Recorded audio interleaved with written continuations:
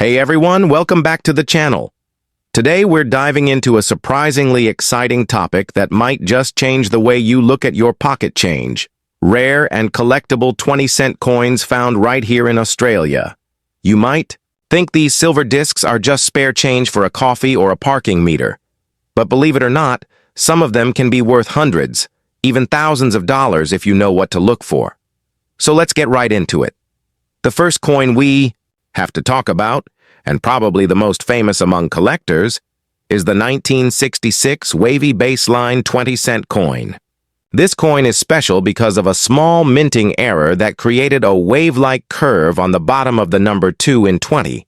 While most 1966 coins have a straight base on the 2, this rare version shows a noticeable upward curve. It happened due to a variation in the die used by the Royal Australian Mint in Canberra, and it has become one of the most sought-after varieties.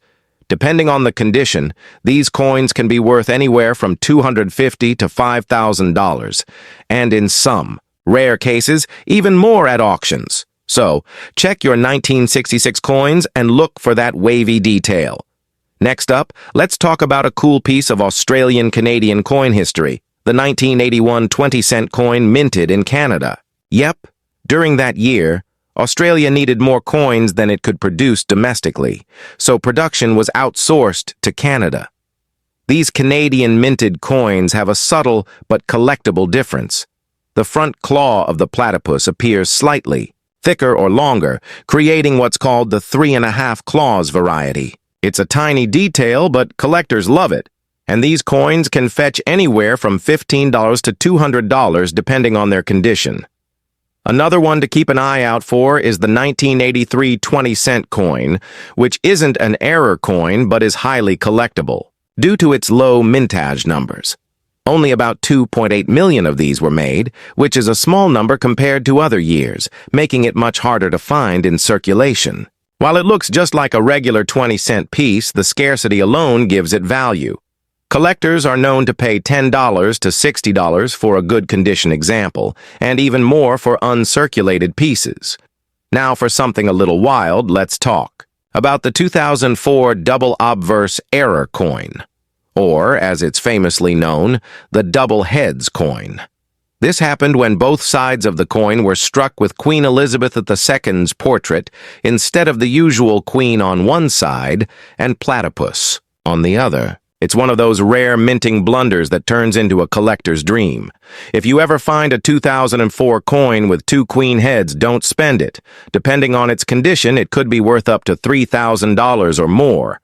Seriously, these things are that rare. Another interesting one is the 2008 20-cent coin that features an incorrect obverse, meaning the head side of the coin doesn't match the reverse. This happened due to a die mix-up, where a 10-cent head die was mistakenly used for a 20-cent coin. The result is a coin where the queen's portrait appears slightly smaller than usual. These are known as mule coins, and collectors will pay a good premium for them, sometimes in the hundreds. And don't forget about errors like off-center strikes, clipped planchets, where a part of the coin is missing, and other oddities. While they might look like damaged coins to the untrained eye, many of these are actual mint errors and can command high prices among numismatists. It's also worth mentioning that some commemorative 20-cent coins, especially those sold in limited edition proof sets, are highly collectible, particularly if they come in original packaging or are in pristine condition. So what should you do if you find one of these coins? First, don't clean it. Collectors prefer coins in original condition, even if they're dirty. Second, get it evaluated by a reputable dealer or submit it to a professional grading service if you suspect it's valuable. And of course, do your research online and compare similar listings. You'd be amazed at how many everyday Aussies have pulled a coin out of a change jar and discovered they're sitting on a small treasure. Whether it's a coin from the swinging 60s with a wavy baseline, a Canadian minted oddity, a mule from the 2000s, or just a scarce low mintage piece, your everyday 20-cent coin might be more than just change. It could be a collectible gem. So check your coins, hit up your local coin markets, and maybe even dig through some old family coin jars. You never know what rare Aussie history might be hiding in there. That wraps up part 1 of our look into rare and collectible 20 centio coins in Australia. In part 2, we'll explore even more rare varieties, plus share some insider tips on how to store, value, and sell your coins without getting ripped off. Don't forget to like, subscribe, and hit that bell icon so you don't miss the next video. And hey, if you found a rare coin or have a collecting story, drop it in the comments. We'd love to hear about it. Rarest and most sought-after 20-cent coins in Australian history, from the legendary 1966 Wavy Baseline to the quirky Double Obverse era. But we're not done yet. There are still plenty of hidden treasures floating around in circulation, and in this video we're going even deeper into the world of rare 20-cent coins you should keep an eye out for. Let's start off with a standout from the modern era. The Pa Chow 2010 coat of arms 20 cent, with a rotated die error. While this might look like an ordinary coin at first glance, the key is to look closely at the alignment. On a standard 20-cent piece, if you hold the coin upright and flip it vertically, the reverse should also be upright. But on the error coin, the reverse image, that's the platypus side, appears tilted or even upside down. This happens when the die used to strike the coin shifts or is misaligned during the minting process.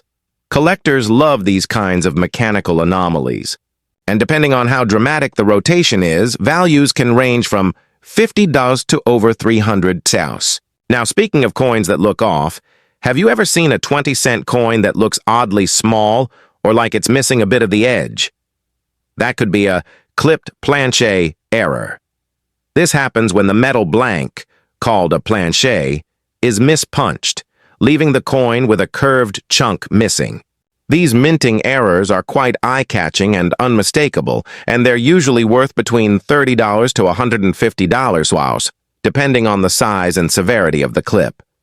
Another rare and unusual error to keep an eye on is what's called a broad strike. Instead of being cleanly pressed within the coin collar, the rim that gives coins their shape, the coin spreads out slightly, making it appear wider and flatter than normal. Broad-struck 20-cent coins are rare and often go unnoticed unless you're comparing side by side with a standard coin. These can also be worth well over $100 to collectors who specialize in error coins. Moving on, let's not forget about proof coins and uncirculated sets. Each year, the Royal Australian Mint releases collector sets that include pristine 20-cent coins, often with sharper designs, better finishes, and sometimes even different compositions. If you have coins from these sets, especially from earlier decades, they might not be worth a fortune individually, but full sets in original packaging, especially those from the 1970s and 1980s, can be worth $50 to several $100s. Depending on rarity and condition. Now, here's a coin that's often overlooked, the 2001 Centenary of Federation 20-cent coin. This commemorative release featured various state and territory designs. While most of these coins are common, there were collector versions, minted in silver and in proof sets. These silver versions, marked with .99 AG for silver purity, were never released into circulation and are especially valuable if still sealed or slabbed. Depending on the specific design and condition, these Federation commemorative coins can bring in $100 to $300 or more. And for those of you who enjoy the thrill of discovery, here's something fun: die cracks and cuds. These are little raised lumps or lines on the coin caused by worn or damaged dies.